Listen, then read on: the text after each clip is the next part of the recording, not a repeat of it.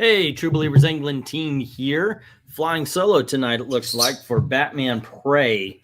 Alrighty, so we've been doing some classic stories every week, and I thought, you know what, let's talk about one that I have been just touting the hell out of. This is an incredible story. It's one of my favorite. When I was reading Legends of the Dark Knight, the series, the first time around, getting these things in their original floppy edition version, I came across this story, and it's the one that blew me away. It's the one that's like, okay, this is what this series can be.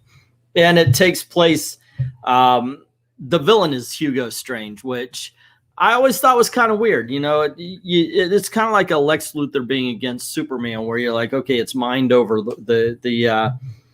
it's mind over strength, basically, or power. And you're thinking, okay, so how can this guy truly be a threat to Batman? And this book shows it, not just how he could be a threat to Batman, but to others as well.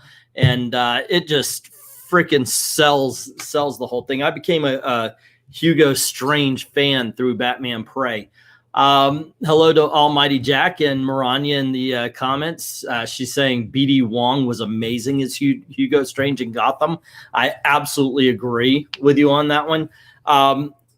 I was kind of at that point playing, I was playing Arkham City like it was the only game ever made. And I was kind of used to a more bulky Hugo Strange, but BD Wong just freaking nailed it as Hugo Strange. So I'm not quite sure I want to use these as visual aids, because this is going to be a series that is going to be in, that's going to be in the auction, and I don't want to mess them up. I'll probably use this and just kind of flip around to it. What I would have gotten Comixology had I known I was 100% on my own tonight. I guess Eric's working, and I don't know what happened to Venkman. Venkman actually said he was reading this today, but I have no idea.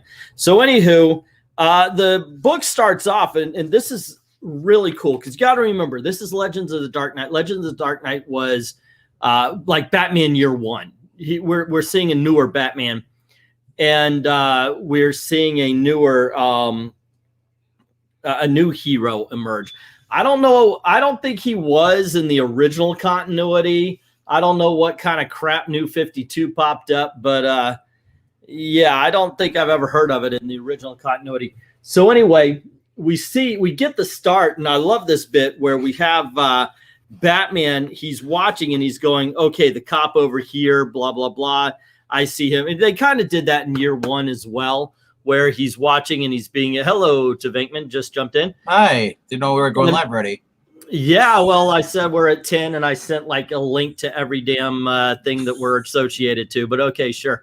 But the thing is he's doing that same thing. He's like, okay, I identified that cop. He's watching this drug dealer. And as soon as the drug dealer makes the sale with the cops, Batman's like, go. And he just kind of jumps right down, pulls the drug dealer up, and is like, he basically scares the shit out of him to get the information he needs. And the cops, there's a guy named Court in this, and he is just not having any. He actually ends up going to Commissioner Gordon, and he's talking about how Batman is an embarrassment to other cops, and even goes so far as to say that he's stealing. This is the scene right here. He says he's stealing the from the cops, and Gordon's like, stealing? What do you mean? You know, he goes, you know what I mean? He's like, no, I'm pretty sure I don't know what you mean. And of course he's saying, you know, Batman's getting all the collars. He's bringing in the crooks, not the cops, and all that kind of stuff. So this guy has really got it out for Batman, but we see Gordon's going to be on this TV show, and he goes and he finds out that the reason why he's invited on this TV show, so the mayor could announce that Gordon is now the head of the task force that has to bring Batman down. And hey, and hello to Jim, what's up? And Georgia Peach, how's it going? And this is really cool, because Gordon's thinking, okay, how am how am I going to make a task force? We've got this court guy who's got a mat on for Batman and all that. But Hugo Strange also is part of it. He was asked by the mayor to kind of psychoanalyze Batman so he could figure out maybe who he is, like do a little profile on him. What'd you think about this whole beginning sequence? I thought it was actually pretty good. I mean, all the way through the whole entire thing. At first, I had no idea what to expect, but I'm like, oh, Hugo Strange. I'm like, oh, this is that story. Because I've heard about it, never read it. So yeah, I've mentioned it many times before. Oh my gosh. So, okay, before we go, the way you're talking, was I right? It was good. It was really good. And why isn't this in the movie? I know they tried to do it in the animated series with Hugo Strange, but it was a totally different thing where he was going to sell off the identity of the Batman. Yeah. They tried doing it in Batman, was it Batman Forever, I think it was, with the Riddler? Same thing. Yeah. This is so much better. If they just keep the story, and this is what I say, stick to the source material. Don't do your reimagination crap. It does because stuff like this, it takes away the whole importance of the story. Hugo Strange, and I love the fact that the whole entire time we're seeing Bruce working on the Batmobile. Yeah, he actually mentions it because at a certain point in the story, and I think we're going to be bouncing all over the place here. Sorry, guys. I will try. Do you have this where you could show it, or yeah, I was trying to get it all set up, but you already went live. I'll be like reading Rainbow. All right. So once again, these are going to be in the auction. This isn't.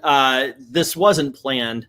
Actually, it was a little bit. I knew we were doing the story, so when I found a collection of it, I was like, "Yes, let's get it. Maybe somebody will be excited."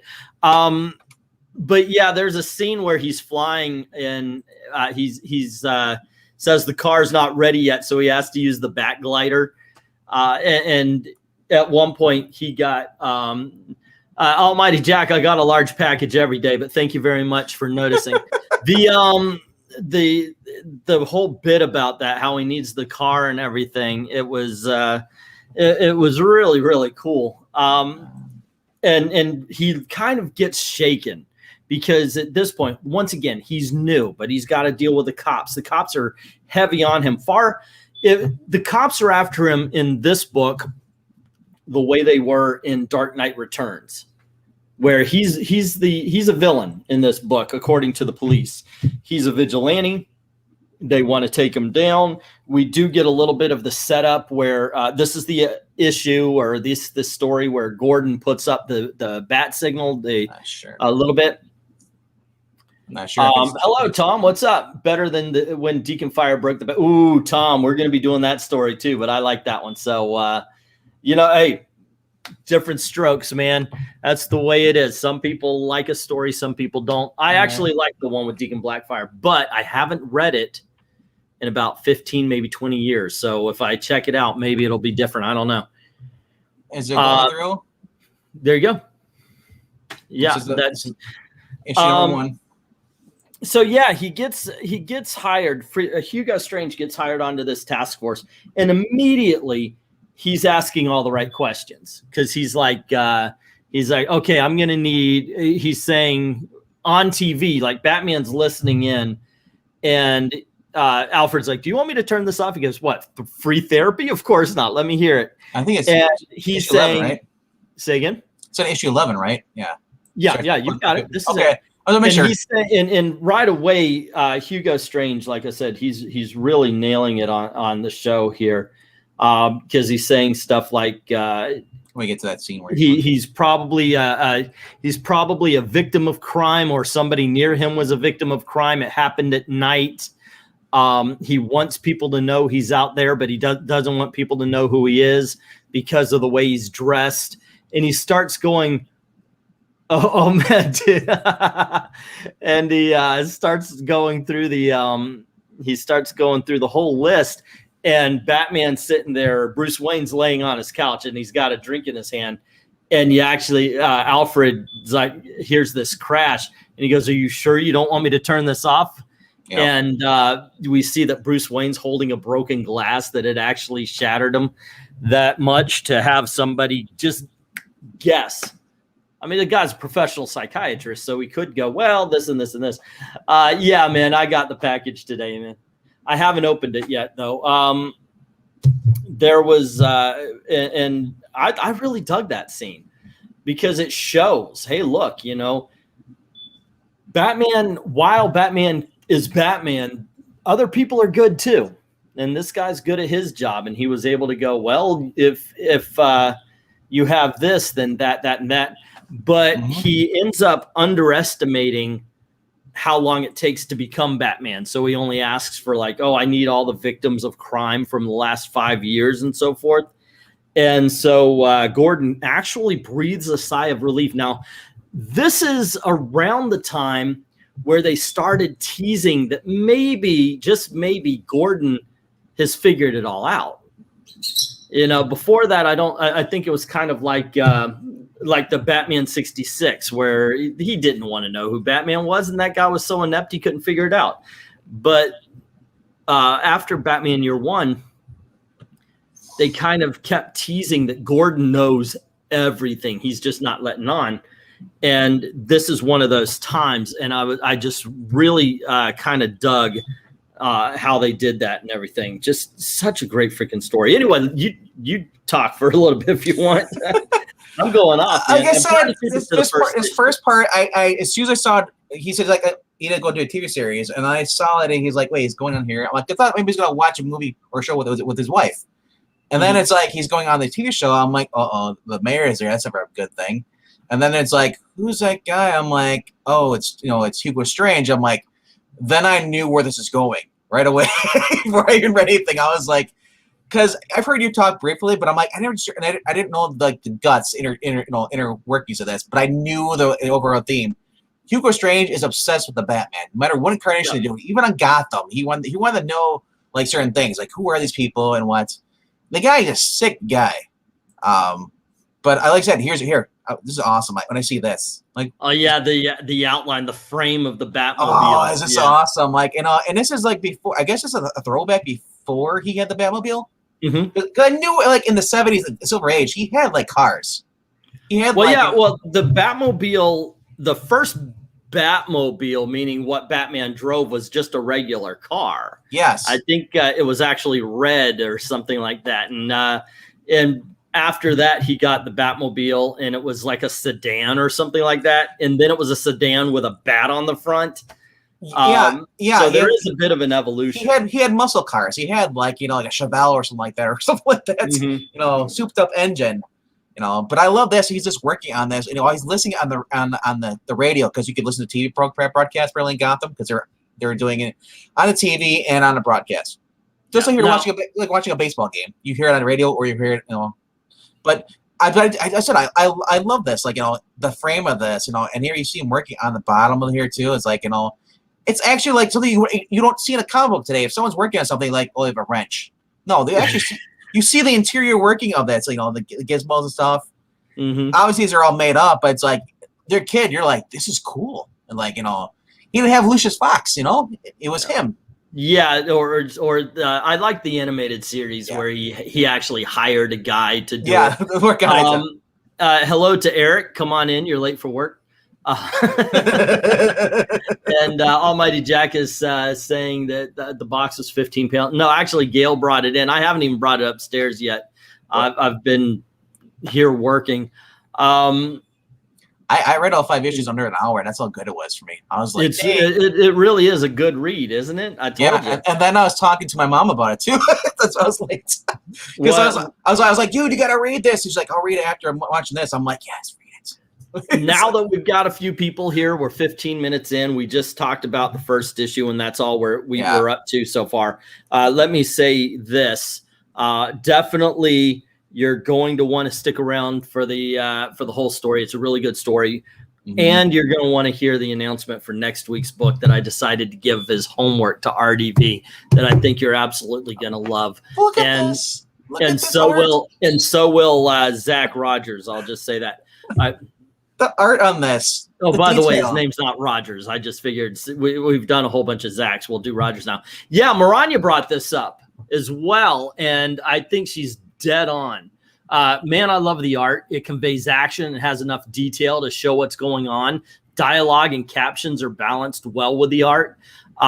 It really is. I love this art. And it's by Paul Galassi. Yeah.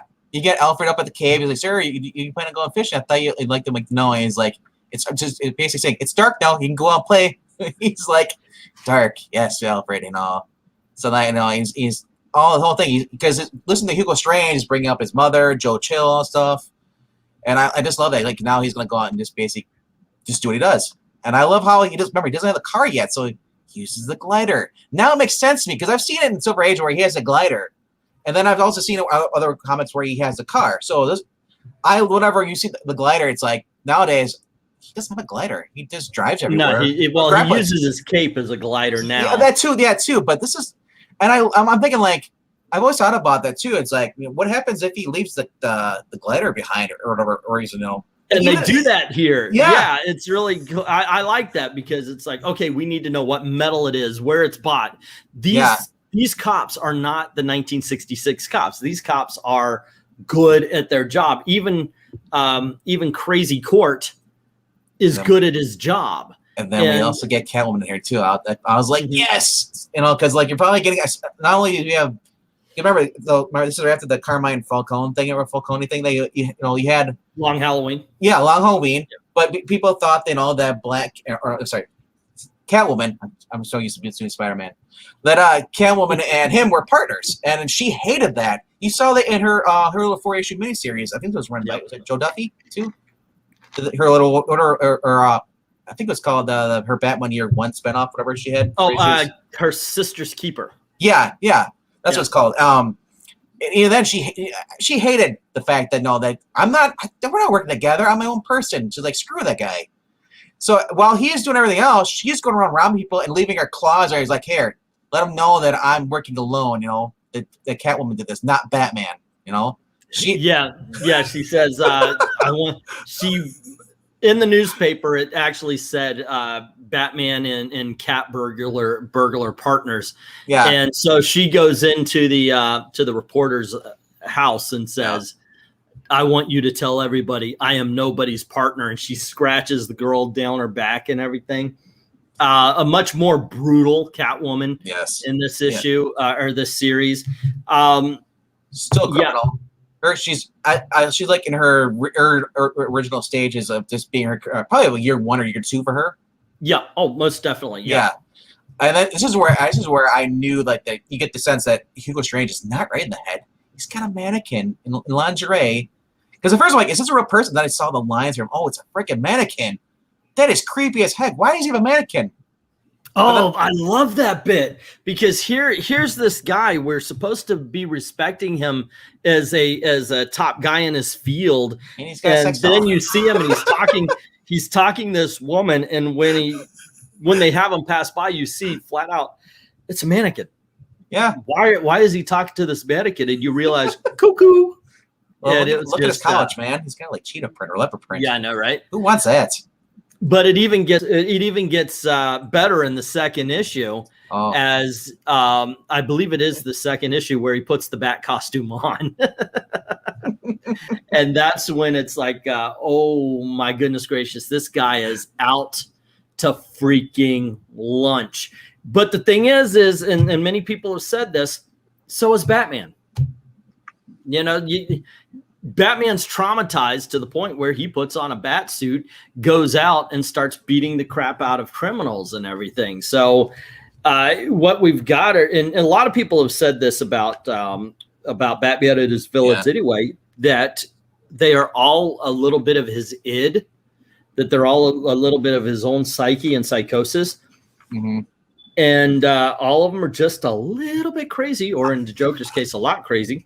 I do like this story addresses what those people are saying, like, Batman's, just like is messed up too. I'm like, no, this actually addresses that. And Gordon is actually the person you're identifying. He's the reader. Like when it comes to Batman, you're the one supposed to like how he sees him is how we see him. And then Gordon comes to realizing that in this story, he sees like Batman actually isn't a bad person. He's not breaking the law. He does stuff that we cannot do because and I just love that bond that those two have. It's like even though he gets irritated because he's always leaving, like he's talking to no one all the time. But yeah, I love that Gordon could come to. Gordon's a smart guy, and they show it. Oh yeah, most definitely, and that's one of the better things about the story. Hendrix saying, "Come on, guys, don't we all have scarcely dressed mannequins in our bedroom?" Yeah, but unlike mine, his is not made of the flesh of other women. Yeah, this is a very strange thing to keep a mannequin, an actual mannequin. Well, now this is coming back into popularity now because they're making dolls for guys. Yeah, I see that every once in a while. Japan's like, it's almost lifelike. Oh, gosh. But I want to point out this. You may not notice it, but right here you see Batman flying past. Yeah, I thought that was kind of funny because he's sitting there staring at the costume, and Batman's. Yeah, I don't know if they meant that to be comedic, but he's just waving. It came off that way. Hello, Hugo. Woo! Yeah. So the first issue, yeah, the cops and now they're basically going to go after these criminals, and then we get to see here. Like, why is this guy putting a siren? And then we figure out this guy is the guy. He's a dirty cop. He's tipping off the gangsters. But not only this, we get to see. Look, there's no Batman in here. He jumped off. You see him. That is a cool shot too, and all. Even though they're purple, but I think it also helps out too because it's just you want all the action here. I would like to point this out, and you can when it comes up in the later issue, you can point it out.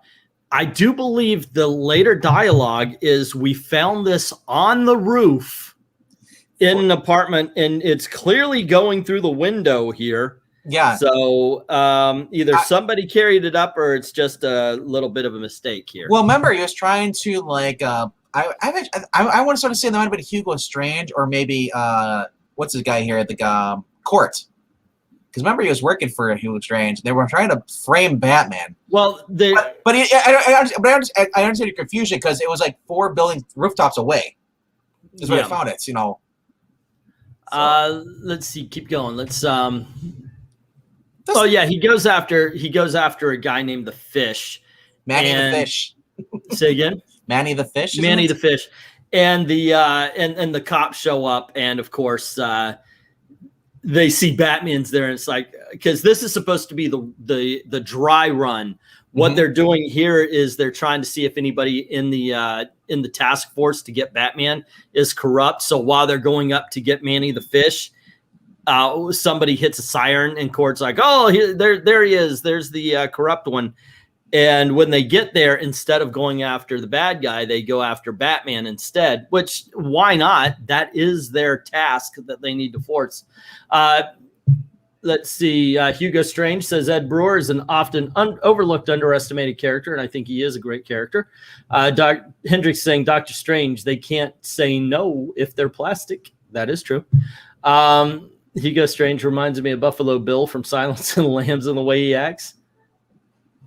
Prey is such an underrated Bat book. I love every page of it. Says Luke Dodge, me too. That's why I wanted to share it on one of our Thursday throwbacks, Throwback Thursday. So, and thank you very much for listening in. Let's get to the second issue. All right. This is a solid composition of panels, says Dominic, with each camera focusing on different moments while not losing the story's focus, including characters like Hugo Strange and the woman in his apartment. It is a very, and I know a lot of people use this, it's a very cinematic book. Well, we'll start with this, and then we'll go here.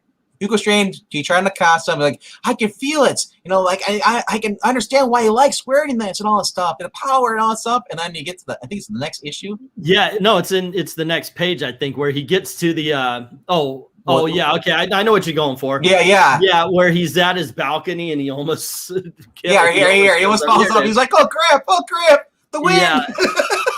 And then he gets so mad at his own weakness, he knocks the head off of his mannequin girlfriend. This is a guy with a lot of issues. This is a guy who has been picked on in school and the rest of his life. That is just one thing about Hugo Strange that is it just doesn't it doesn't compute. Now we do get a couple of scenes, and it reminded me in the next page there, guy. Yeah. It reminded me of the dinner scene in Batman Begins, where into the party, where Bruce Wayne goes to a dinner party with the mayor and Hugo Strange, and they're talking. It kind of reminded me of the dinner party where he's acting a little bit obtuse and he's unaware. And when he acts that way, the girl he's with, who ends up being the mayor's daughter, just calls him out. You're not a man. You don't know what's this Batman guy. He's a real man. He's out there doing something about the crime. You guys are sitting here in your tuxedos talking about things while he's out acting. And you see Hugo Strange swing and miss as far as hitting on the mayor's daughter. Let's see. I love Dr. Strange is such a deadly but pathetic villain. Exactly. And it shows here, especially in his attempts to woo the mayor's daughter. It really is like almost like an act of desperation when he does that. Because he did that to show up because you know that she came with Bruce Wayne, so he's like Bruce Wayne was talking to him and he got offended. So basically hits on her in front of Bruce Wayne. Yeah, it's like. It's like I'm thinking about why would any girl, like, if they're with Bruce Wayne, would go with a weaselly little guy like that? It's kind of creepy. Yeah, it was like a power move that just didn't go anywhere. It's like Screech from Saved by the Bell trying to hit on Kelly, and Kelly's like, "No, I'm good. I'll go with Zach. He's better looking." Oh, I would so bang Screech over Kelly. So we get to this next scene, and it's like you get this drug dealer here, and he's sitting. The cops are trying to get some sort of information on Batman from him, and he's just talking about how Batman is this supernatural thing, and they're not buying it, of course. But he's off his rocker, and he says, "I've seen his wings, man," and that's when they bring in the glider that we were talking about. You know, I kept thinking, who does Court remind you of? What actor? Like from a TV series? You know, I thought there was. What's his name? He was in oh goodness gracious. He was in Get Shorty. He was in he's Billy Bats in it's just yeah, dude. What is his name? Gosh darn it. He had a TV show. He played detective Mike Hammer or something like that. Yeah. I wish it would come to my mind there, but unfortunately it's just not. But I know what you're talking about. He does look like somebody. Yeah. I'm not saying Tom Selleck. I mean, you know, he was like a support. I thought he was like a supporting character. Was it? Who was the actor? Who was the guy who was in Kindergarten Cop? Michael Farina, I think his name is, or something like that. Dennis Farina. Yeah. Is who he reminds me of. But yeah. Here we go. Let me see if I can get up the. Here we go. This guy right here is if we're saying who he looks like. There we go. Let's wait for the pop up. This guy. He looks like Dennis Farina to me, but that's just me. He kind of does. Yeah. Stacy Keach. That's another one there, Eric. Yeah, maybe I was thinking of the wrong show. Marania is saying these days most of those panels would be splash pages with minimal wording. I know, right? Look at this classic comic booking right here. You get all the story in the world. You get character. It's just so much deeper than damn near anything that's being produced today. I love the detail to her HUD too, her mask and everything. It actually looks real. Like it's flopped over. It's not like it's just like, you know, just half-assed. And if it was Bendis, it would be nonsense rambling. Which also, if it was Tom King, we would be seeing these images right on that we're seeing on the screen, but the words would be talking about how once upon a time the cousin of Gordon went walking through a meadow of lilies, and it would have nothing to do with anything. Yeah. I also love the fact that, like, you know, Gordon does not like this Court guy. He even calls him. He's like, yeah, it's becoming a crusade for him, and fanatics are dangerous. Like, yeah, well, I got that feeling right away when the guy's so gung ho. Yeah, but he thought it would be easier if he kept Court next to him, but instead he realizes that what you have is you have the muscle with Court, but you have the brains with Hugo Strange. And since Court is really working for Hugo Strange and not Gordon, he kind of created a bit of a monster. Hello, how you doing, Miss So? Hope you're well tonight. How right? Tom King's writing his unadulterated sadness and depression. Yeah, I'm going to be doing some videos on him in a little bit here. All right, let's see what we've got going on. Here's a little news headline. We're talking about Catwoman, Batman's partner in crime, and she just tears it up. But here's the thing that, okay, one thing I've got to say, I'm not a big fan of her wanting recognition. The fact that anybody knows that she's out there at all is kind of a fail. Catwoman should be about as much of a myth as Batman because she's a cat burglar. You don't want people to know you're out there stealing things. I think it's just a thrill because no one else is going after her. They're all going after Batman. They're like, who cares about Batman? You know, recognize where I look. You know, when she steals stuff, Price of Diamond, she wants to be like, yeah, the cat burglar. You know, instead, like they're saying like, oh, Batman did it, and then she just came along probably. Yep. So she's like, because remember, it's the early 90s, you know, and they're still doing the whole thing where women have to be independent. You know, guys are holding them back. That was the way they're, I guess, the tone. They wanted, I'm independent. I don't need a man. I did not get that from her in this particular story. So not in the particular story, but I mean, like in the past, in her year one kind of reboot they did. Yeah, I got that because she's like, you know, that was kind of a stereotypical thing they did in the 90s too, with drama stuff. You know, the woman cop. Yeah, but in Catwoman's past, she was a prostitute and she was beaten nearly to death, and that's what made her start training. And everything. Yeah, I know. Okay, so what are we looking at here? Because we're looking at, it looks like Bruce Wayne is watching it on his big screen TV. Okay, yeah, taking in the news, and then we see. Is that Vicky Vale? Probably. And then we see him go downstairs to the cave, obviously working on the car, and they decide, okay, we're going to go out, and they're out and ready for the Batman. But that's where Commissioner Gordon says, yeah, but you got to understand, none of his crimes are capital, so no shooting. And then they go after Batman, and this is where he meets up with Gordon. And I got to admit, for a couple of issues, you're going to get between Batman and Gordon a lot of repetitiveness.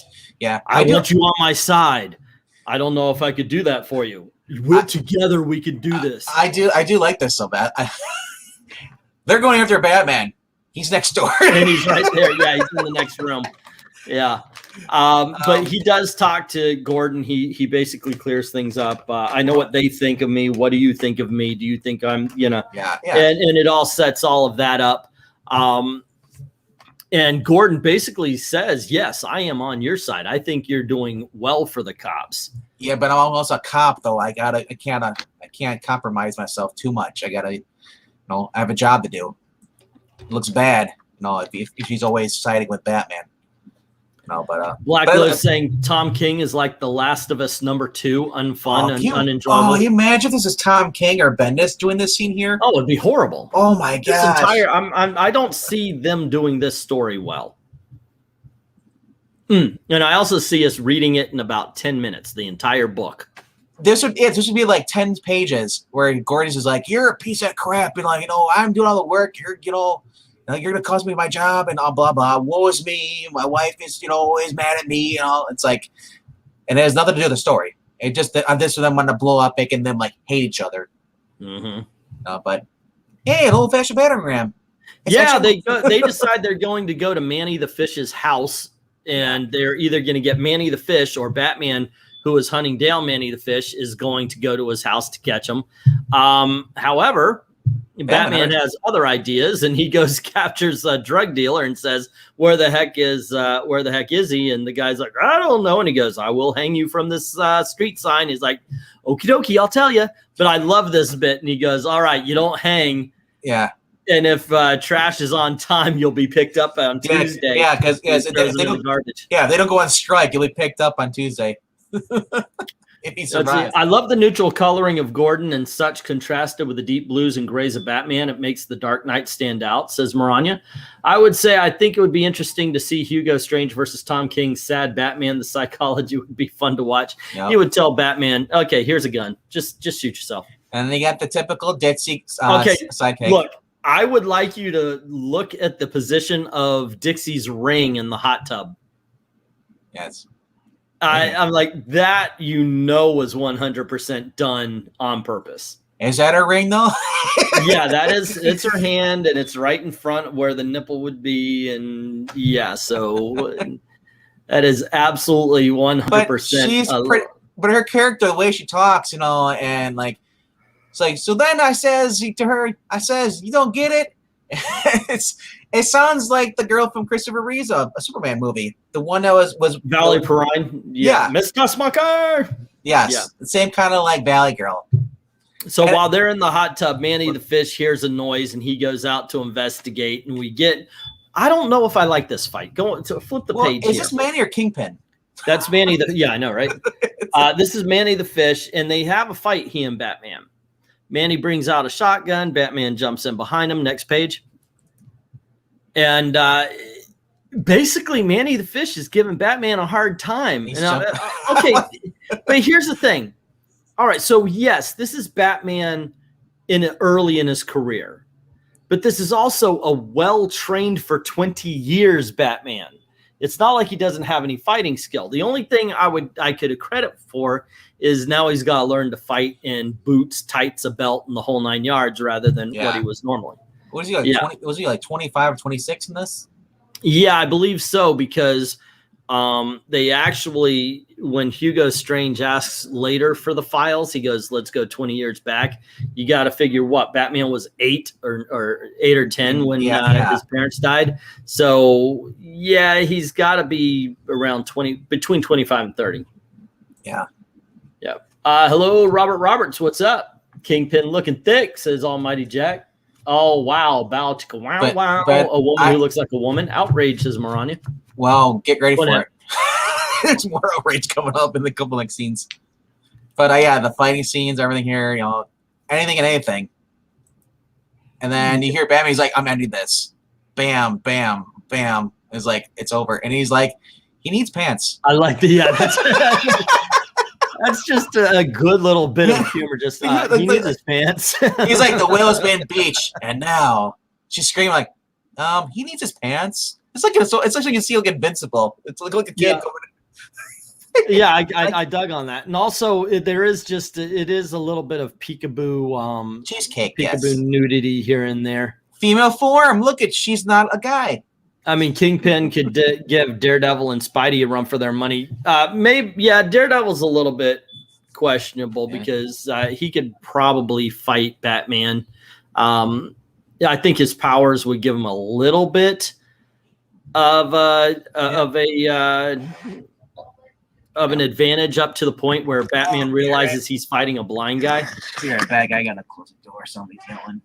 No worries. Let's see. Even police depend on the suspect. Need several people to hold just one adult male. Yeah, that's true. That is true. Peekaboo Batman. This is that scene we were talking about how what happens. How we have her break into the lady's apartment, and she just she steals from us and says flat out, "Tell them I am nobody's partner." Wow, Batman nearly teabagged that hood. Yeah, but he did. All right. Then why not? All right, let's check out the next page. Oh, yeah, and here it's where Batman, he wants to say, hey, look, we're on the same side. He shows up with Manny the fish, and there's Court sporting blonde hair this time. Wrong coloring there, guys. And he's like, hey, I brought you this gift. It's just, and they start firing at him. They weren't supposed to, but they start shooting guns at him. Let's go to the next page, man. Yeah, and they shoot up there, and guess what happens? I think he's dead. Yeah, I saw that. I'm like, did they kill him?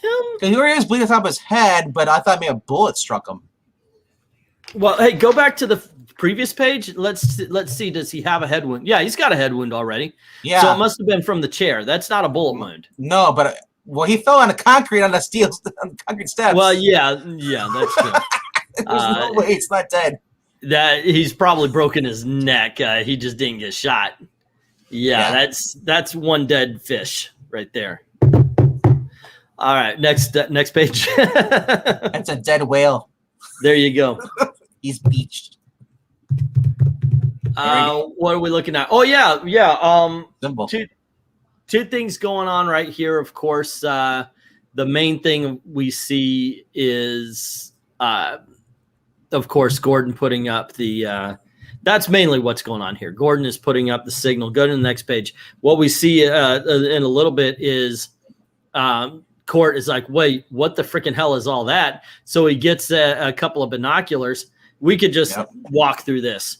And he starts noticing that, wait a second, the guy who's been tipping Batman off all this time is Gordon himself. And he realizes in his mind, Gordon's the bad guy as well.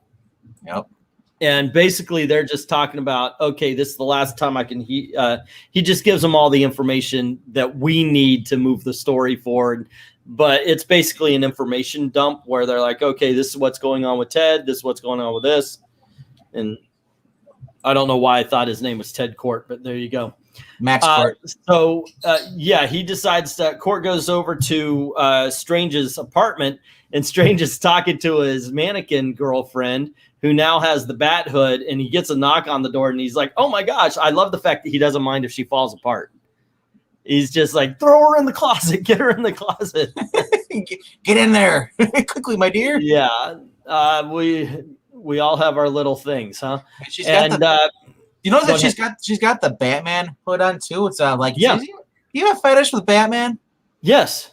Think about that for a moment. He wants to know Batman in every way possible there is to know him.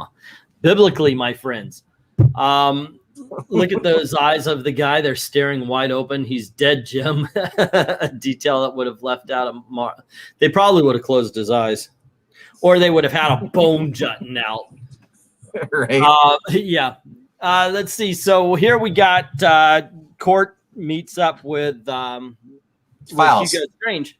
Yeah. Go ahead. You can these are the files that apparently that Gordon had been kept on the hush about Batman and everything else. They were kind of suppressed, and he's Court's telling me like, Gordon is, he's been working with Batman, we can't trust him.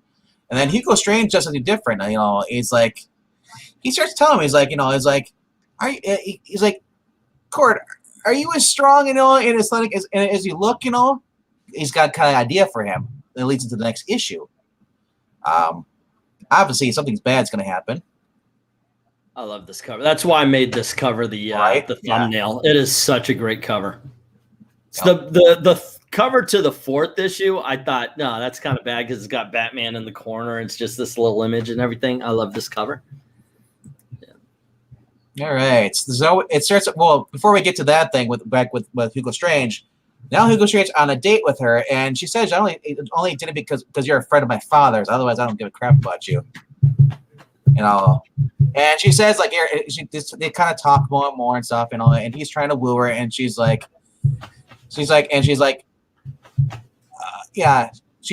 basically boasting about like, oh, I'm going to capture the Batman. She's like, please, like, Strange, my father's affairs do not concern me. I don't know the mayors. I don't care about that crap. And she's finding it basically boring. And he says, like, are you boring? She's like, and he's, and she's like, if you want the truth, doctor, I accept this date because courtesy, and because you happen to be associated with my father. And he does all this stuff, and then she's like, and he's like, well, really? Well, after your early defense of him, I suppose you now prefer a night on the town with Batman himself. And she's like, what I would prefer to Strange is be taken home. And he's like, he gets all offended with her. He's like, because he even snaps at her. He says right here, he snaps. Okay, if you've been if you've been paying attention, ladies and gentlemen, you'll notice that the main weakness of Hugo Strange is he hates women. Well, no, bear with me for a second. I'm going to get a little psychological on you guys. If you actually been watching out, he's got a lack of confidence. He's got he does not look at himself as somebody worthy. And a lot of it stems obviously from treatment that women have given him in the past, that people have treated him in the past. And so what happened here, if you remember, the last time we saw the mayor's daughter, she was praising how manly Batman was. So by saying I'm about to bring down the Batman, what he's saying is, I am more man than the Batman is. You should accept me. And when she even turns down that, it becomes even more crippling to him. It actually sends him a little bit more further over the edge, because he's about to prove himself more of a man, more worthy than even the guy that because of just even the slightest of compliments towards another man, makes him so much smaller. And that's why this particular scene is important, and that's why it sends him over the edge just that much more. Yeah, and we get to see that she's basically Sean Young. No, there you go. There you go. Let's see. Joker's the only one for Batman. Yeah. So many panels on a page. Love the sequences shown. I know, right? This is a good example of sequential art. Strange may be underrated, but he's still one of Bruce's most dangerous members of his rogues gallery, says Dominic. His strength is not physicality, but his mind, with the way he uses his skills as a psychologist. But they do show him that he does keep himself fit. Robert says, Batman is single, middle-aged millionaire who wears tights and takes teenage orphans into his cave. Okay, Wortham. Let's see. That woman looks a bit like Anne Hathaway from the third Batman Nolan movie. And why do men become heroes or villains? To get chicks. All righty. Yeah, Hugo Strange has again. Yeah, but if you look, this time he's defeated. This time he's so defeated, he can't even stand to be near his mannequin girlfriend. So he takes her off the couch. He puts her in the closet. Think about that. That's what the mayor's daughter did to him. At this point, Hugo Strange has become a broken man. Hugo Strange has to become someone else. Yeah. And do something as someone else. This is the kind of people I do not like. The guys are like, they get rejected, they blame the girl. Her type never gives me a chance, because they know a man like me would pierce their armor. Bro, she's just not into you. Get over it. Well, no, sometimes that doesn't happen. And sometimes I think what it is sometimes guys go after the wrong girl, and then when the girl exactly. See, every woman that's ever rejected me was a lesbian. So, anywho, maybe they just had two eyes. I see more Sean Young in that woman than Anne Hathaway, says Dominic. I like the cursive lettering for what looks like the journal, and conveys the effect while being legible. But that's one of the brilliance of this as well, because you do get different lettering for different dialogues. Yeah. Modern day, it's just boom, just put out there. Well, the narrative is basically like the Long Halloween, same cursive you get, And I love that. Right. All right, let's get to the next page, man. Okay, so once again, Court's meeting up with Hugo Strange, and this is where he starts hypnotizing him. He says, you are better than the Batman. You can beat the Batman, and you will become, I think it's in the next page. Let's flip over. Yeah. You'll become... Oh, go ahead. I just want to quickly point out, he's just sitting there for so long, and then a newspaper flies by randomly, and he catches it. It happens to be like, hey, what's this? The city. This is my city. It's unlike any other city, but this city is mine, and I will protect. It's like yes. So this is blue velvet levels of dysfunction. Yes. I told you, man. Seriously. Hugo Strange brought him over. Pretty much wanted his here. Starts hypnotizing him. Hugo Strange is pretty much creating his own vigilante, is what we see here. Yeah, he says that you will become the Night Scourge. He's even got a costume. Yeah. There's a lot of leather in that costume. I'm just gonna. This is like Hugo Strange almost admitting that he owns assless chaps somewhere. It's just very bizarre. But this is the part where he starts hypnotizing him. But you also see the beginnings of a kidnapping, and you see Court throw what looks like a costume and a sigh into the back seat of his car. Let's check out the next page. You know what I just realized? He looks like Burt Reynolds. This part here though. But okay. Remember, this is like Magnum PI. Everybody had to have a freaking mustache. Here. Well, actually, in the glasses, he looks like Arnold Schwarzenegger with a mustache. Okay, let's go to the next page there. All right, he's going against some kind of Russian guy, probably. Oh, yeah, this is just Batman beating up a criminal. Next. And continuing to beat up the criminals. Next. And, oh my goodness, I forgot what's going on here. This is just him showing, okay, here we go. Here's some criminals for the cops. And what this is doing is this is actually setting up that maybe Batman did not do what's about to happen. And you actually have the cops in the bottom debating whether or not Batman is a bad guy. Go on over to the next page. And this is Night Scourge. He walks into a bar and hey, Night Scourge walks into a bar and he basically says that I thought this was a man's bar, but what is it? I already said, but I think that's on the next page. I just want to point out Miller High Life advertisement right here. Okay, but basically it's Scourge going into a bar to prove that he's awesome, is the Batman. So he goes in, he insults them, calls them all women, which, was a viable insult back then. It's like the Shredder going in with the swords. I know, right? And then, of course, he starts beating the crap out of everybody, throwing them out the windows and breaking things. That's basically this scene, just to show that Court actually has skills, and that will help out for the battles when it comes time for him to face the bat.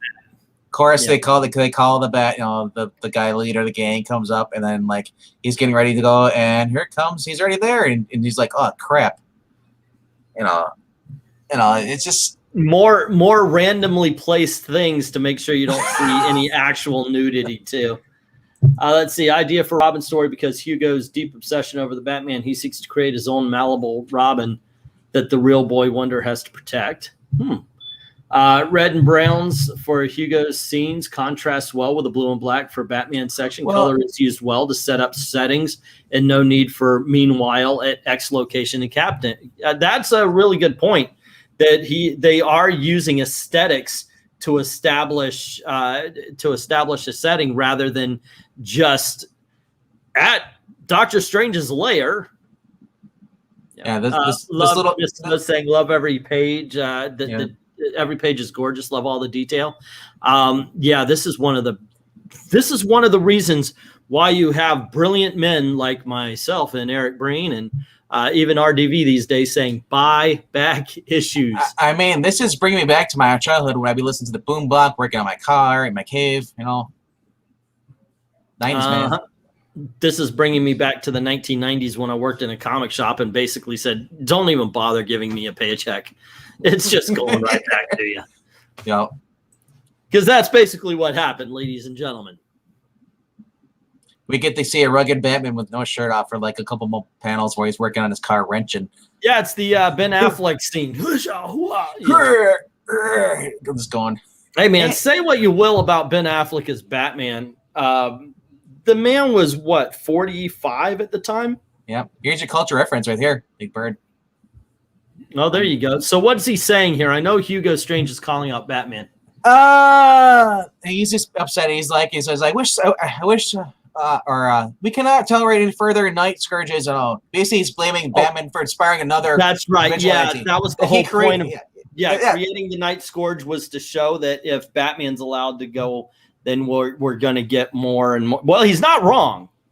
Since Batman was there, we got Robin. That turned into Nightwing. We got Batgirl. We got Damian Wayne. We got Tim. We've got Spoiler. There's so many people that get. Manhunter came to Gotham. I love this. This is how you know it's a younger Bruce, because he's reacting. He's getting ready to smash it, and then he says, "I can't take the bait." But now, even without a plan, he's like, at the same time, you're seeing Gordon's also, he's not listening to it at all. He's just putting his son down with the rest. Well, he also, while he's about to throw the radio down, he also says Hugo Strange must be he was about to say destroyed. Yeah. And that's one of the better things about Batman. Anybody who respects the character enough writes him as somebody on the edge, but he also knows if he ever goes over that edge, he's never coming back. So this must be a smoke capsule. He just didn't bother to put smoke in it.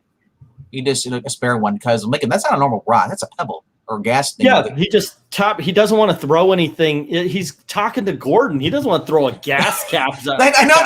I'm just saying. It just shows that he's smart enough not to have all the only gas capsule. He had room for just a dud one. It's not exactly. Yeah. Well, I think he threw a pebble, but you're not going to get taser, blam from that is Batman. a perfectly round pebble right here.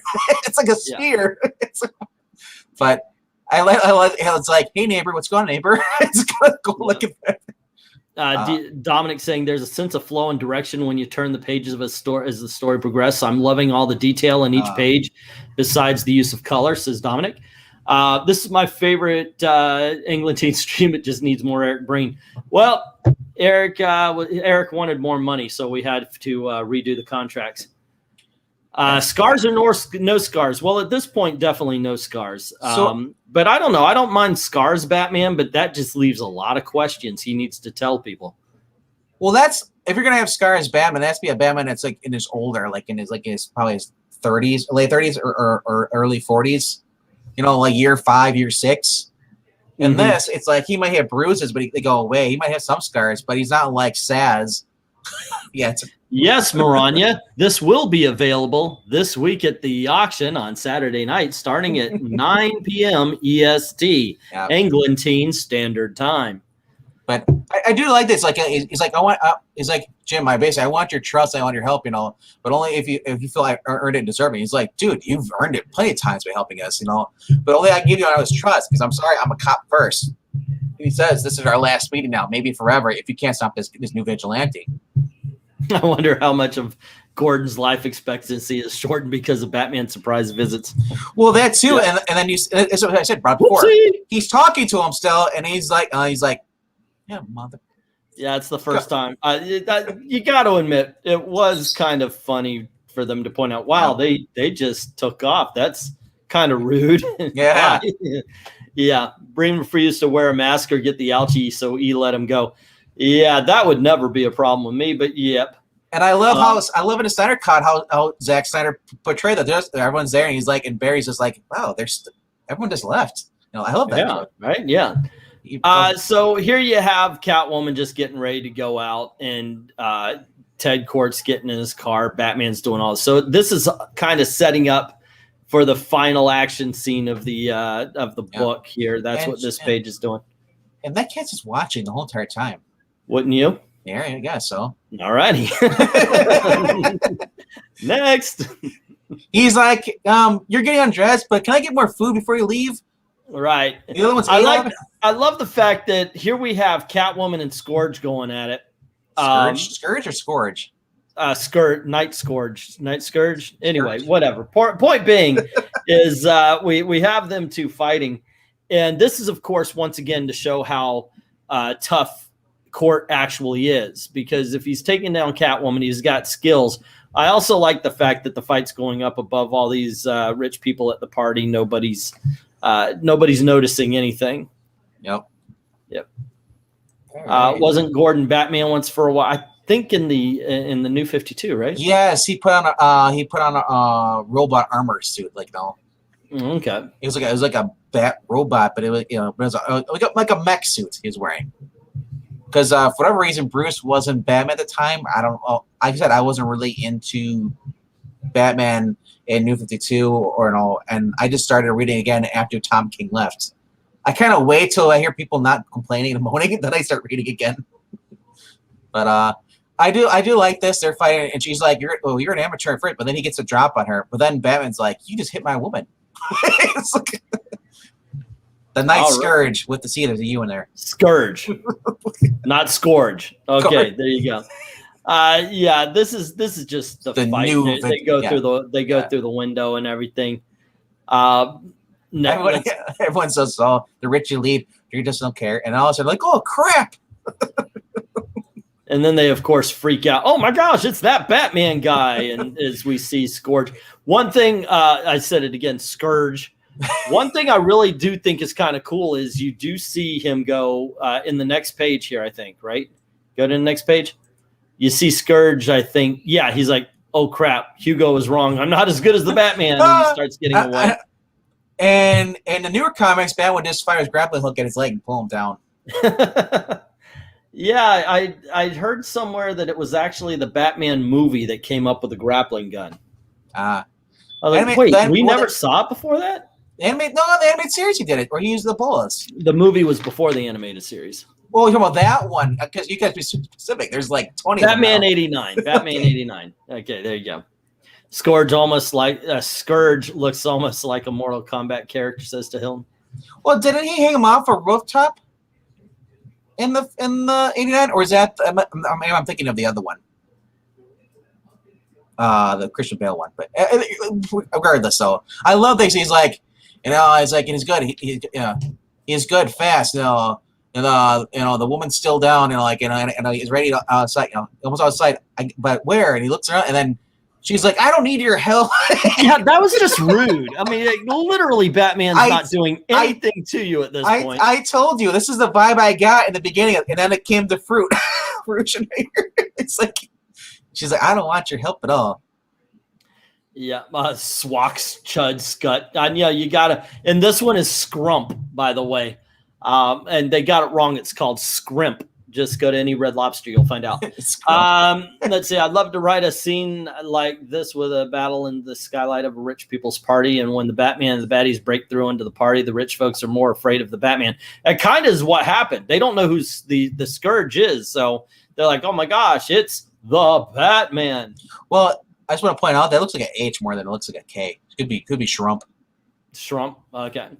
That is a big set of ears on Catwoman. This is even funnier too. It's like you just see him walking in, and he's like, "Oops, wrong door."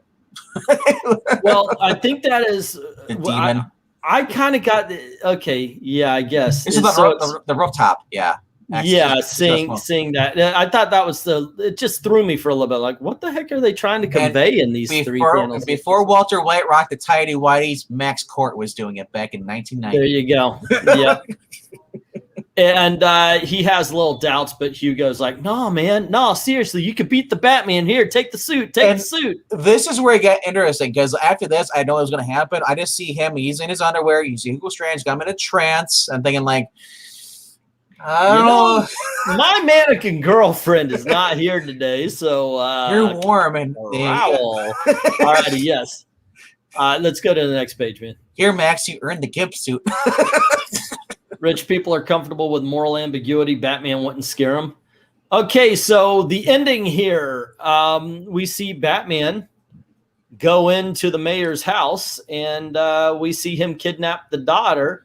But if you look at the chest on the third, not the woman's chest, but the third panel on the top, you see that the bat symbol's not right. I think that's the only clue they give you, right? Also, he doesn't have a chin spot here. Yeah, that's true. That's true. And the eyes. So go to the next one, and but look at this. Look at how good that looks. I'm like, oh, come on, that's great art. Yeah, that is. You're right. That's just a really well placed panel. I mean, like everything in that. You got the hand; it's kind of reaching out in desperation. Well, even the body, the cape, everything. It just looks awesome right there. I would say the only problem is, it's supposed to be like he's supposed to be imitating the Batman. So it makes more sense to have him having muscles. But when Hugo Strange was wearing before, he had the same physique. Yeah, he had. Well, that's what I said. He keeps himself in fit. But the thing is which direction is the wind blowing? It's the same problem I have with Spawn capes. It's like it's blowing in, so it keeps going towards it. Everybody, so it wouldn't be all in front of her. I can't see. It's blowing in, then it would have wrapped around him. Yeah, that's what I mean. Yeah. So yeah, it's like which way is the wind blowing? They made basically bat wings out of the cape on this one. But you do see Batman after the kidnapping immediately trying to recover from Catwoman knocking him on the head. Yeah. Yeah. Hendricks saying Hugo Strange is a great allegory to an internet troll. Once he puts on the bat mask, he's able to act out what he bottles in. So there you go. Due to his anonymity. Yes. Okay, what are we looking at here? Well, they were just basically discussing that she'd been kidnapped, my daughter's been kidnapped, and and he blames the Batman because that's who he saw do it. Court meets up with him, and he kind of gives him a little heads up that I know you've been warning the Bat. Go to the next page. Goes to the donut shop. Oh, sorry, the Blue Light Diner. The Oyster Club was closed. There you go. Go to the next one. Basically, here where I think we get the just get the Batman origin, and that leads to the title of the page, and boom, we've got Hugo Strange. Creepy. Yeah. I'm thinking. I was reading this and I was like, wow, she would be raped. Yes, and that's what I was like, this guy is really obsessed with her. He's drinking heavily, and he's, you know, I'm like, yeah. Well, first of all, great cheese art, you know, cheesecake art, you know, that's great. They're actually showing a body. See, I don't think so. I don't think so. I mean, granted, it's good that, you know, they draw a woman looking like a woman and all that, because you don't get that these days. But I don't see this as cheesecake art because she's slumped, she's tired, her arms have been up. Yes. There's nothing sexual or sexy about this. This woman has been tortured. This woman's been in pain. And that's even before Hugo Strange smacks her. Psychiatrists would disagree with your statement there. Being Hugo Strange. Okay. Yeah, let's go to the next one. But this is all about him. Hold on. Let's go back to that scene just for a little bit. This scene right here is all about him asserting the dominance. It's all about him finally saying, you have joked about me. Here I am. I'm the dominant one. I get you whenever I want. And that's this scene. That's why I say I think if this were more real than they made it, she would be violated. All right, let's go to the next one. Twiddles is upset about it too. Oh, Gail walked in and then walked out. Typical Gail. Capes have their own laws of aerodynamics, says Roberts. Batman's cape moves according to the artistic needs, kind of like what Roger Rabbit escaped from the handcuffs. Only when it's funny. Yep. Okay, so the rooftop here, I guess. Oh, this is just a scene. Batman has no idea that the mayor's daughter is kidnapped. Yeah, that's what this scene is. All of this is conveying, because he's in a fight here, and it's like, oh my gosh, they're shooting at me. Why are they shooting at me? And at one point in time, the cops got him point blank, and he even says, "You're a cop," you know, because he's like, "Why are you shooting at me? This doesn't make sense." And he actually has to question, does Gordon know that they're shooting at me? Why are they shooting at me? Because the cop should not be point blank, I'm going to kill you now. But when he ends up taking the guy out, let's go to the next page. With another shrimp. Yeah. And here, it's this basically it's the same thing. They're yelling at him, and he's trying to figure out, why are they trying to kill me? They should just be trying to capture me. When one of the cops says, get on down here, kidnapper, or something like that, he's like, wait a second, kidnapper?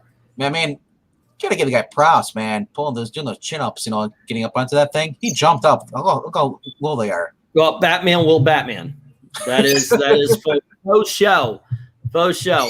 And then basically this is all the same stuff. Go to the next page. I still love the art, you know, poses. Him just using his elbow and all that stuff. Just not. Yeah, well, one thing to say about here is this cleverness. He jumps into the car, but he knows to go through the trunk to get out, because the guy thinks he's in the back seat. But a lot of cars back then, you can pull down the back seat to enter the trunk, and it was a way that if you got stuck in the trunk, you can get out. Yeah. And then he's like, he's tired, he's exhausted, he has to get back to the kid, get food and stuff. And they look around like, where'd he go? I'm like, oh, and they look, he's like, oh, he's in sewer. He's like, I ain't going down there after him. Yeah, but this part is the same, like any disaster movie where they're like, oh my gosh, we got to find out what's happening in the city. Let's turn on the news. Click in the city. This is what's happening. These guys are walking by with their boombox, and it tells them exactly what he needs to know. Well, this is a playback to him saying, "I really need a car," because he's got a. Because he says here, like, you know, in the next couple pages, like, I know, I gotta basically get it home, you know, because I don't have a car, I don't have a glider, you know, I can't stay on the street. But I love he goes to confront him, you know, here. And this then he's got the dark off, so he thinks it's the mayor's, you know, daughter. I don't know if he even knows. Well, yeah, you did. Yeah, the last panel that they said it was announced. So well, he thinks that I love this because if you look right above, you got the girlfriend, you got the mannequin girlfriend, and Batman doesn't know if it's a hostage, doesn't know if it's a real woman or not. Yeah. But if you go 3 panels down in the center, you have a shot of the mayor's daughter, but it's lit. Everything else is blue. So it almost tells you, don't believe your eyes. This isn't the mayor's daughter. It's just, you know, she's put in there as kind of a red herring for you to think that that's who he has there. Yep. And she's not saying anything either, too. She's not, you know, where the other ones already, yeah, she's got the muzzle on, we would call it. Yeah, you know, this is an excellent use of color for storytelling, as Marania's been pointing out. And look at that. You see his face, and you see Batman walking in, and you see yeah, so he's kind of, but that also shows you that this is, that Hugo's psyche has been split by the Batman, by his obsession with Batman. Yep. There's so much symbolism, so much cool in this story, guys. I'm telling you, this is why I'm always saying that Batman Prey is on my top 10 list of greatest Batman stories. All righty, let's go to the next, man. Let's go to the next. Eric's saying, I wish I had a cape. Don't we all? Don't we all? Don't we? I want one of those Shazam half cape things, but yeah. He's got a bat. And so, yeah, he gets close enough to realize it's the mannequin. And Hugo Strange just knocks the head into him, where we find out that it's filled with a hallucinogen. Go to the next page. There. Is this fear gas though? That's what I'm. It's a hallucinogen. That's all we need to know.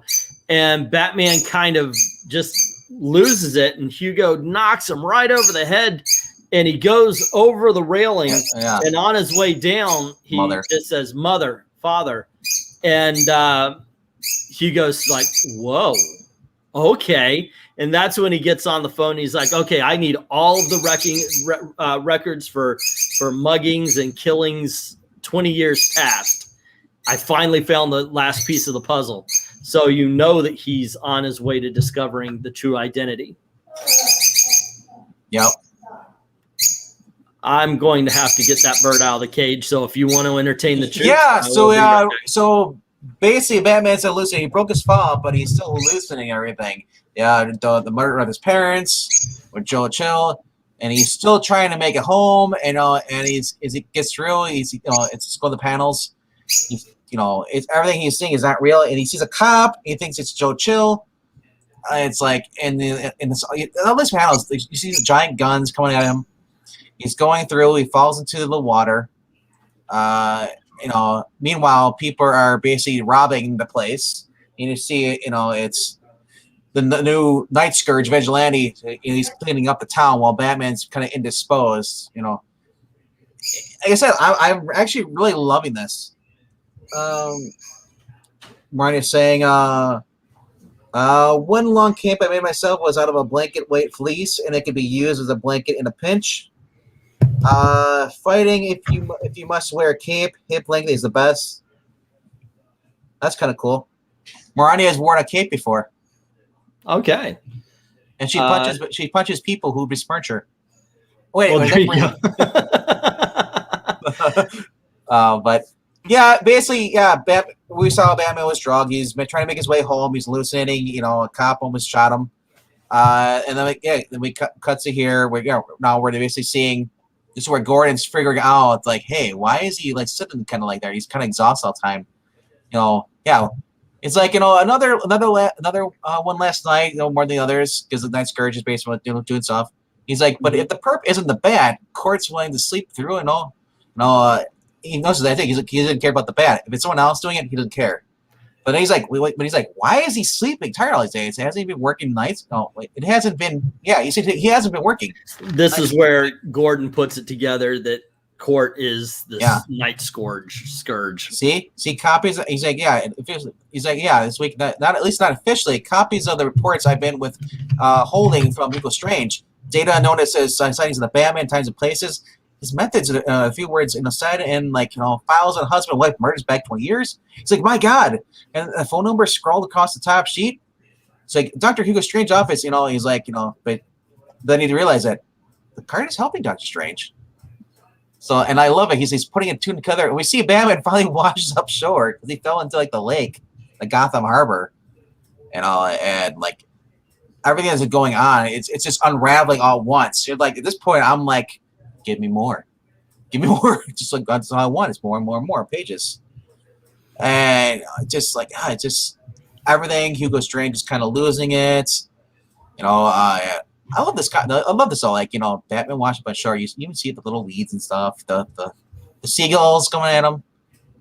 You know. Alrighty, and we get, of course, Hugo Strange getting a little mad because it seems like Court's about to have his own sense of identity. He needs him to be the Night Scourge. Yep. All right, let's get to the next. Yep. And oh yeah, like you said, Batman washes on shore, but he is now known as a kidnapper. Everybody thinks he's kidnapped the mayor's daughter, so these guys come after him, call him kidnapper, and say, you know, to start trying to beat on him. If you go to the next page, we see that first of all, that's Catwoman, and she's like, no way he kidnapped the mayor's daughter. Didn't do it. It's not him.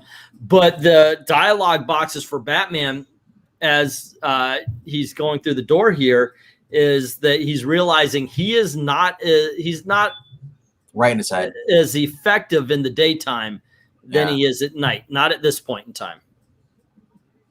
Yeah.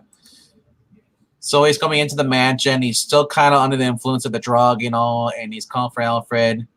And he keeps going further down, and he sees Alfred's laying there. And he's like, Alfred, what's happening now? And like, he's freaking out, and he sees his dead parents in here. He's just basically blaming him. If you didn't want to go to movies, you'd still be alive. We died so you could live. You should be ashamed, son. He's freaking out, and he runs through here, and and he just keeps seeing them. She's playing the piano, and then he's his dad's in there, and so he's like, then he starts choking the person, you know. Oh, it's is it a person or is it more mannequins? I thought that was mannequins. Are you sure they're mannequins? Yeah, they're mannequins, right? They're all set up to look like his parents, and they're all saying stuff like it's all your fault, we got killed, and all that kind of stuff. Go to the next page. It looks more like I guess they are. Yeah, there's recording here too. Okay, no, you're right. I missed that part. And so Alfred comes to him to kind of calm him down, and he accidentally knocks Alfred into the face, and then runs into the Batcave. Yep.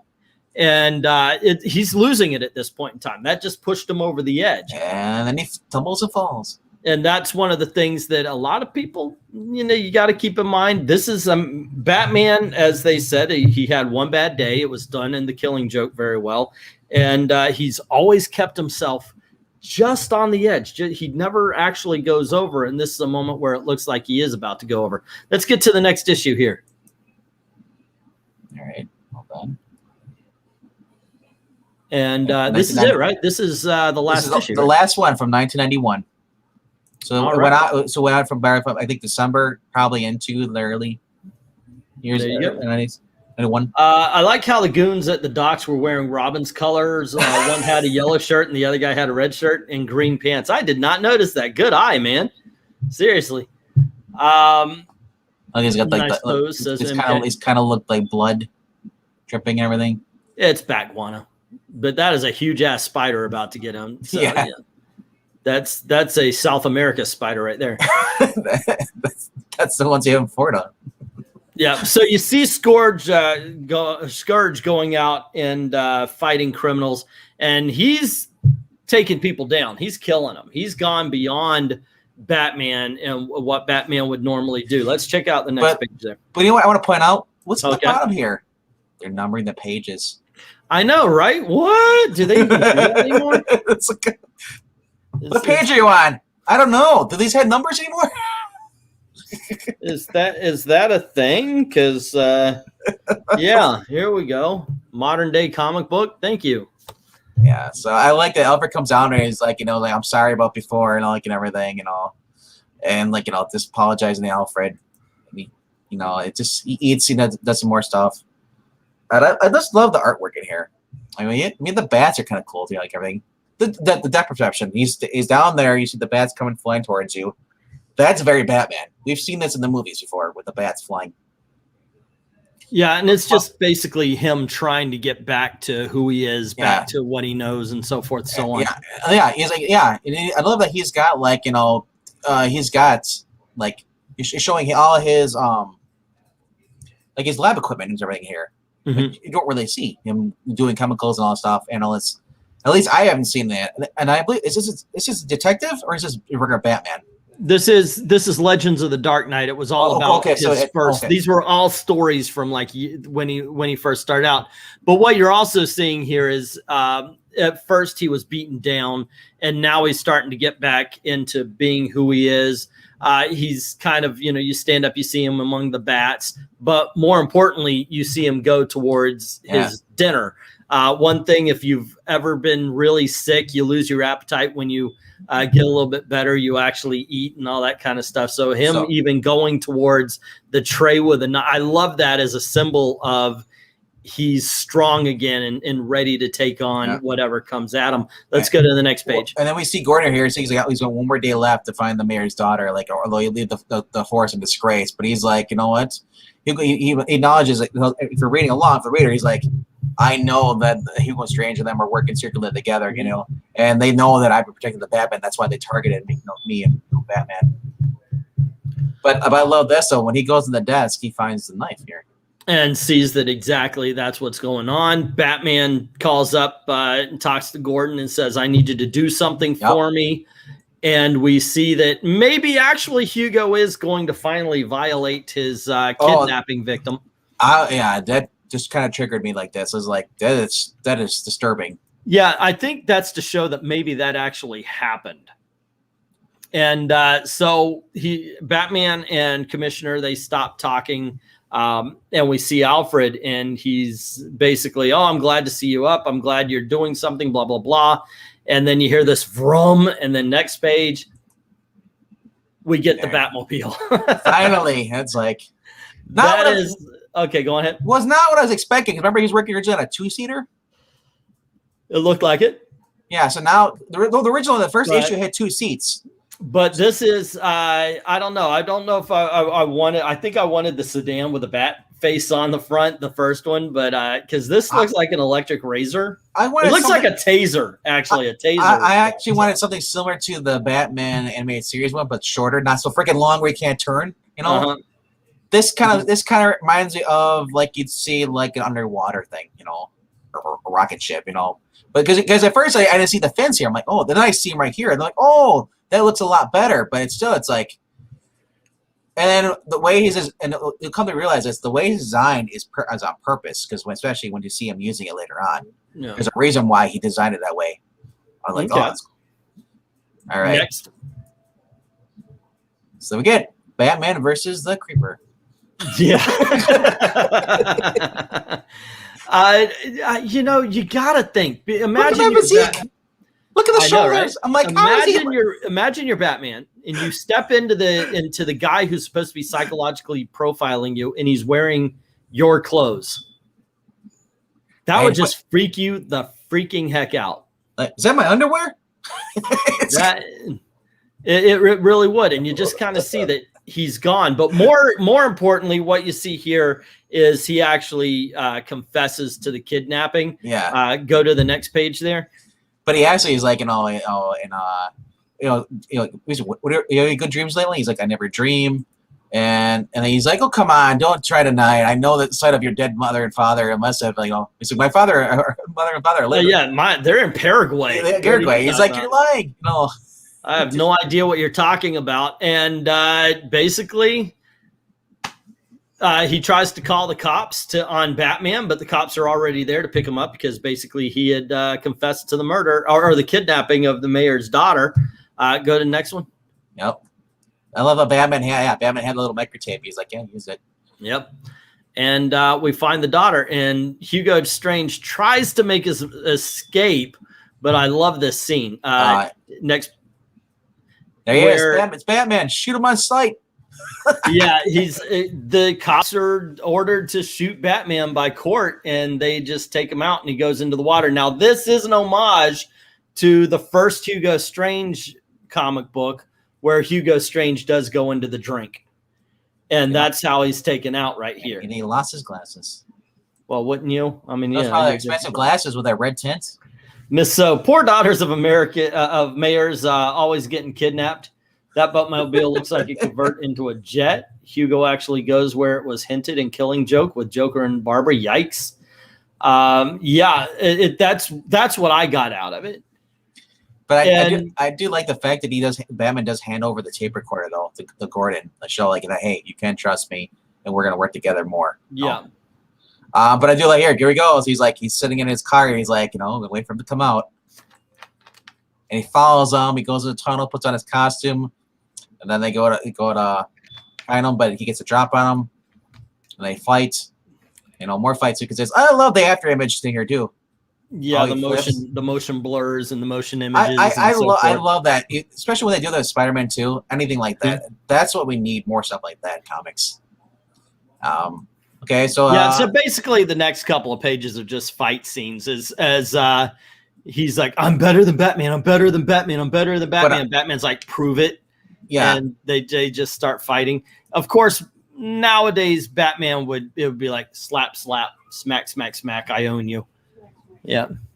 Yes, honey. Smack, smack, smack. And then the whole entire time he's just kind of like Court's losing it. He's like, I'm not Court. He calls him out. He's like, drop the blades, Court. And he's like, I'm the Night Scourge. He's like, it's your last night. No, you mocked me in front of my men. Sucker punch me. And he does it again. He just kicks him in the face. But I love how Batman's like, I need to get rid of these long blades, like these swords, Batman's getting knocked in the face, he's seeing things with sparks, maybe I have a cracked rib, and he's deciding he's basically describing the pain that's happening to him. I love that too when you hear that. He's like, you see that in some of the newer comics too. He's Batman sitting there, he's like, oh, I might have a cracked rib here, but it's worth it. But I love how he's like, I need to get our swords from him, so he pulls out his little shurikens. Shuriken. Whatever you want to call them. They're bats in the blades. Batarangs or they're not batarangs though. They're different either. Yeah, they're batikins, I guess. I don't know. Next page here, man. But he knocks the blades out of his hand, and he's still using these other. He's got the batarangs in his hands. So I don't. And then Batman's fighting him, and then he's like, "Oh crap! Not the swords again!"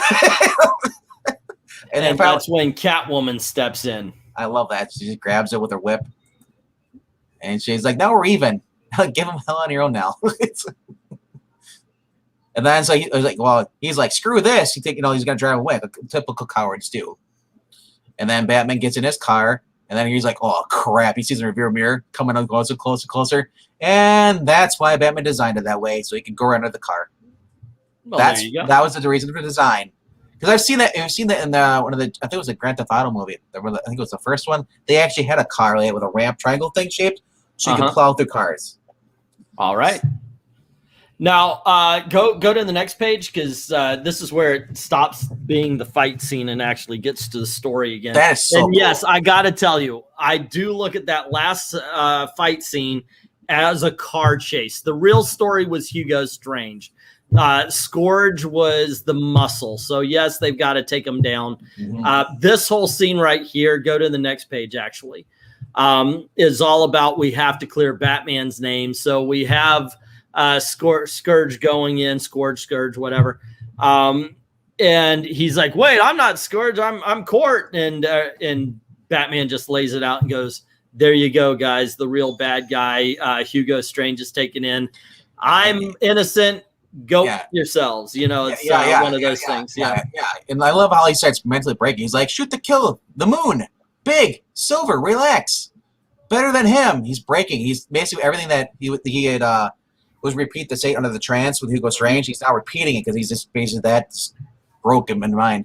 And he's like, he's like, and then here, Guardian 3 distractor. We hit the Batman body that fell off the Trisector Bridge. Send divers back up to search crews. And he's like, Batman, you just shot it? He's like, no, I'm staying right here. And then here comes Gordon. He's like, put your guns away. I'll take full responsibility. Batman isn't guilty, and then I'll think Night Scourge is hardly a threat at this point.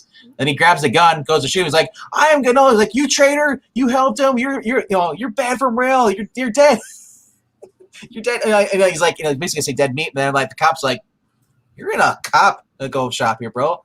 You're dead. And when he tries to shoot Gordon, they all take him down. And that is, look at that. That is violent. And you see the bullet holes. Yep.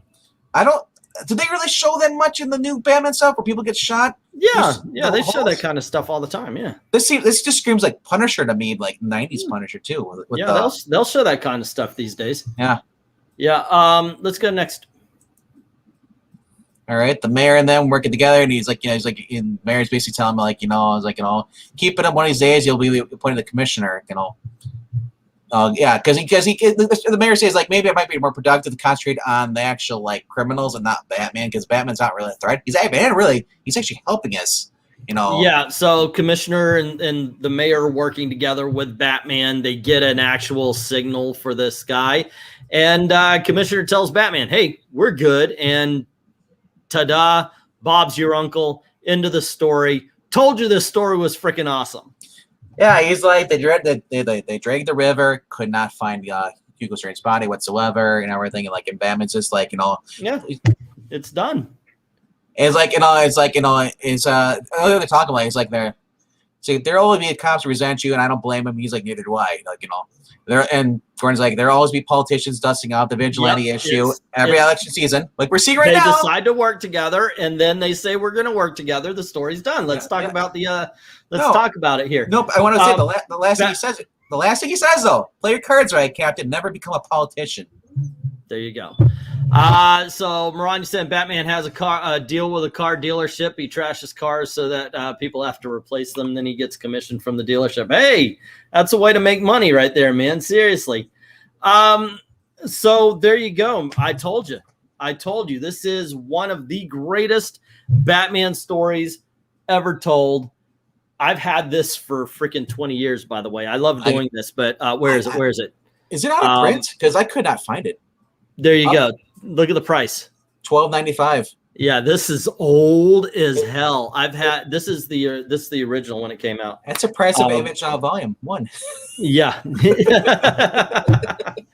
It's I know, right? It's such a great story. I love this story. I'm so happy to share it with you guys.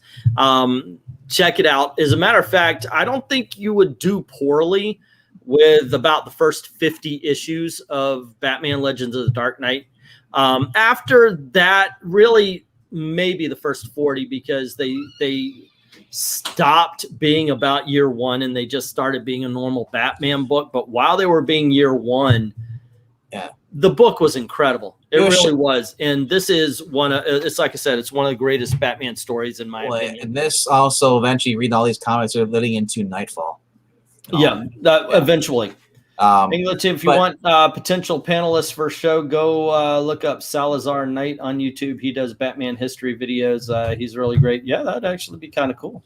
Like I said, anybody is welcome to, like, if you have a decent mic, or you don't have to be on camera. Like I said, talk to us beforehand. If you have something you maybe want to go over with, talk to us. Yep. So there you go. What did you guys think? Have you read this story before? Does it intrigue you to actually check it out? Because we talk about the story and we talk about what happens, but we don't read off dialogue or anything like that. That way you still have something to check out yourselves and everything.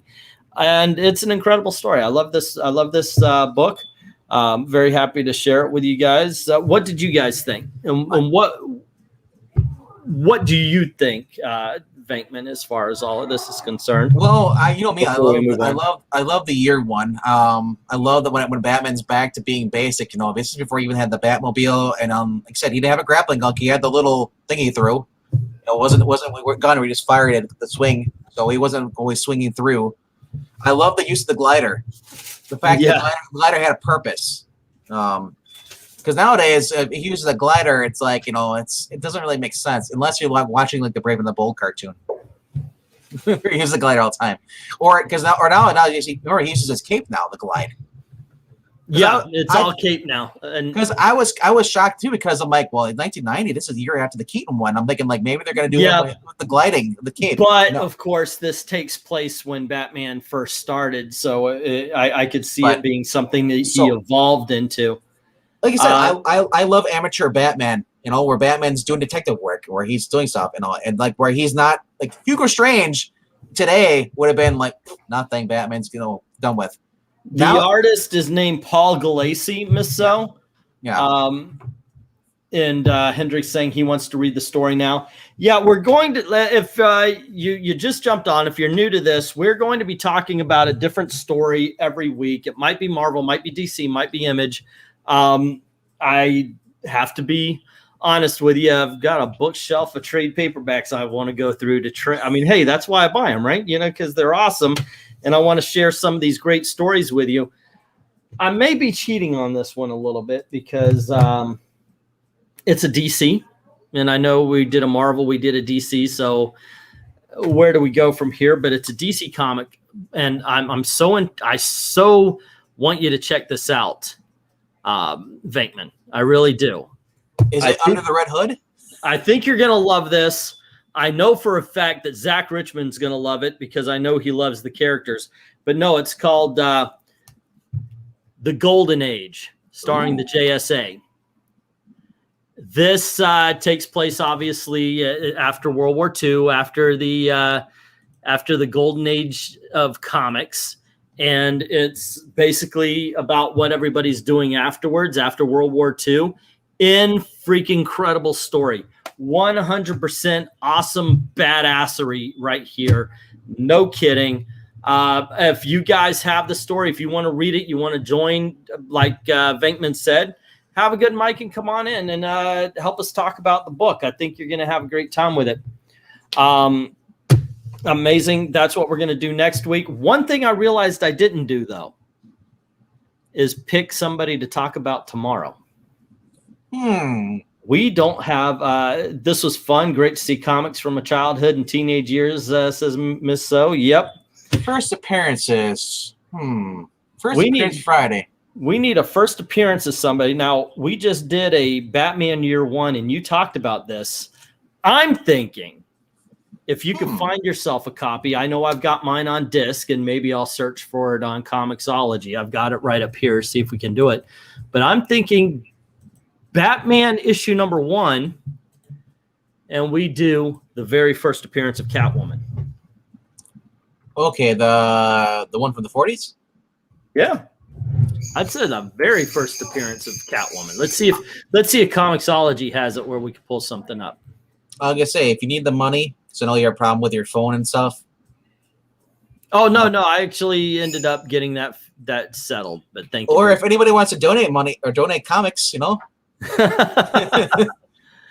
But yeah, I think that if we can, I know I've got it on disc. Like I said, I still want to do the Catwoman Year One. You know, you want to do her sister? Well, that's going to be the story. That's definitely that'll be for a Thursday eventually, a throwback. But I mean, I do love that story. I mean, anything that has to do with Year One and just early Batman stuff like that. You know, like I said, I love it when he has to struggle against somebody. Even it was a 0 year where he had to struggle in New 52 with Scott Snyder.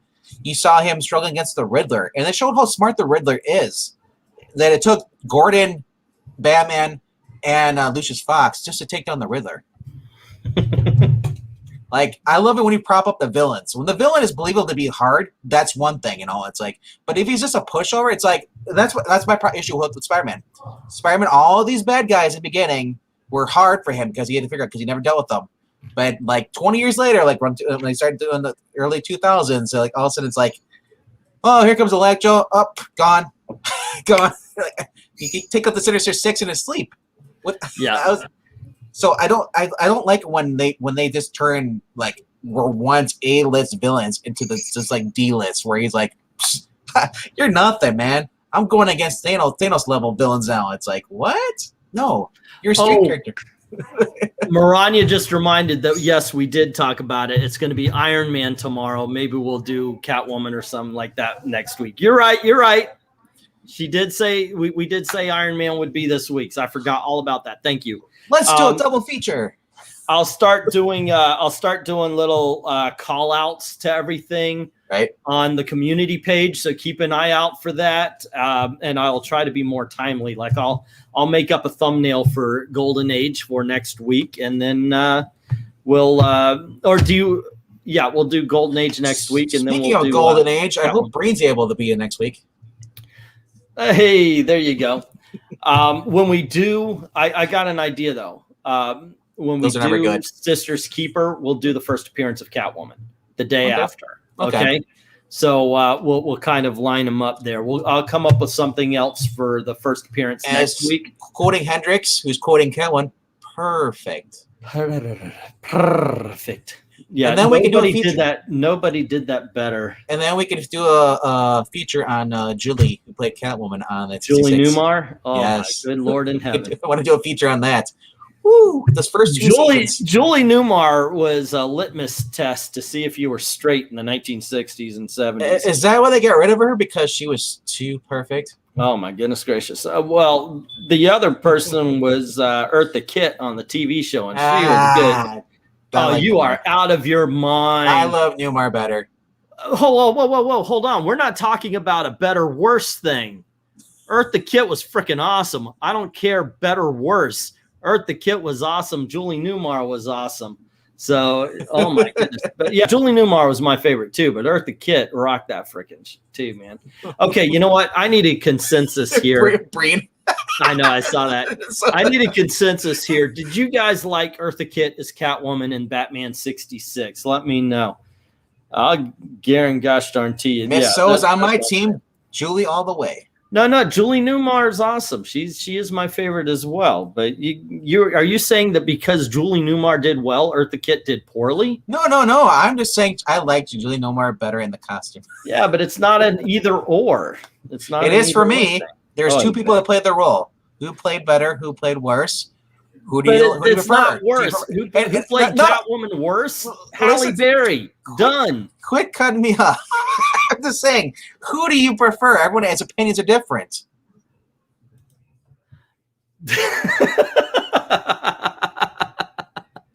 Guess what? I muted it. I know. Golden Age of the GSA do the first appearance of Power Girl the next day. Alrighty. I've actually got a video that I did that, but I'm thinking, yeah, why not? Oh, Lee Merriweather in the Batman movie. She's kind of forgettable, but come on. You gotta agree. Hal Berry almost drove me straight. I will fight to the death defending Halle as Catwoman. The weakest is Anna Hathaway. Sorry. She was. I don't know. I don't know if I really see her as Catwoman. No. I don't. There's a certain attitude that Catwoman has that that Anne Hathaway just didn't have. I'm not saying she was bad in the movie. I'm just saying she was a bad Catwoman. If that makes any difference. But I think that has to do with the costume was bad. Well, the costume was horrible. It was supposed to be a nod to the 66, but I was like, really? We're not in 1966 anymore. Why? I mean, it just seemed out of place. Yeah, Julie and Michelle Pfeiffer were something special. Miss So saying she liked all of the movie and TV versions. Halle Berry. See, Miss So agrees with me too. I thought Eartha Kitt was awesome and brought an exotic Siamese nature to the role. Julie Newmar brought an almost House Panther black cat nature to the role. And she did look good in the outfit. That is for sure. But yeah, there's a certain attitude that I think that Anne Hathaway missed that all the others had, even Halle Berry.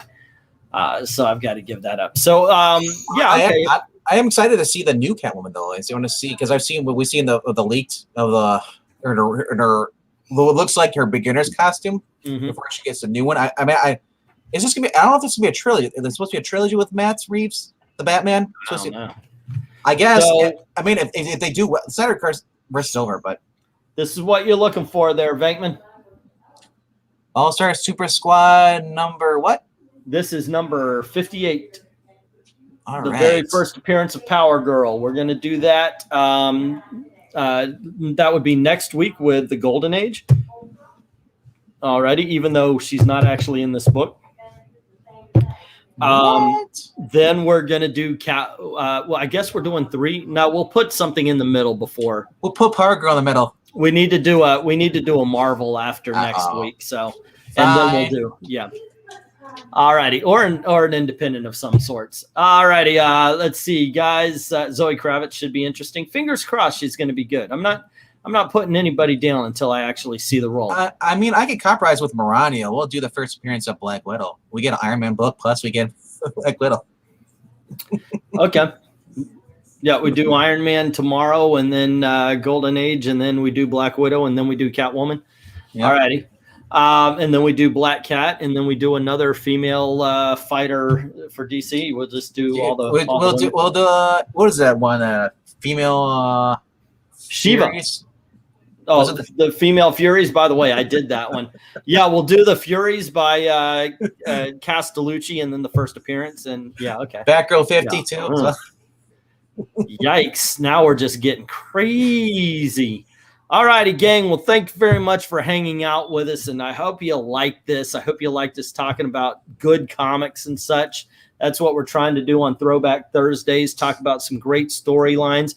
As I said, next week we're going to go to the Golden Age, back to the day when Eric was, about 20? And we're going to talk about this excellent story. And then next Friday, we're going to be doing Power Girl. But tomorrow, we did promise Maranya we're going to be doing the very first appearance on First Appearance Friday of Iron Man. So that should be fun as well. So please, we're going to start around 10 o'clock on Friday because Eric works a little bit late. So, and we want to make sure he can participate and not just snipe us from the chat. That's Tales of Spence where he has the great armor in the suit, right? The big giant. Yeah. Okay. I think I had the dollar issue of that one. Probably so. There you go. All righty, gang. Once again, thank you very much to VENKMAN for joining me to talk about this story. Thank you very much for Eric for helping us out. Oh, wait, no. And thank you guys for keeping the conversation going. And as always, thank you very, very much for watching. Don't forget to click like, share, subscribe, hit the notification bell if you haven't done it already. And throw a little tip into the tip jar. Remember, if you turn down Ingleton, it's because you're a lesbian. That's basically the message of tonight. There you go. Every woman that turned me down, it was a lesbian. All righty. Y'all have a good time. Thank you very, very much for watching.